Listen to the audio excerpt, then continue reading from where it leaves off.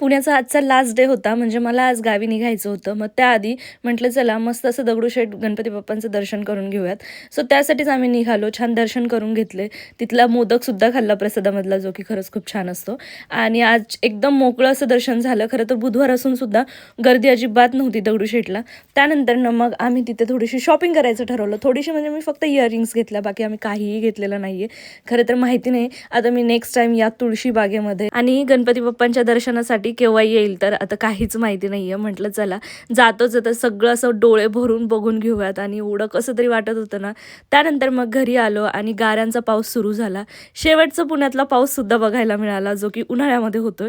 त्यानंतर मग आम्ही बाहेर जेवायला गेलो, कारण लगेच आम्हाला स्टेशनवरती जायचं होतं. आमची ट्रेन सुद्धा होती आणि लाईट गेलेली पूर्ण एरियाची, तर हॉटेलमध्ये सुद्धा लाईट नव्हती. असंच आम्ही जेवण वगैरे करून घेतलं.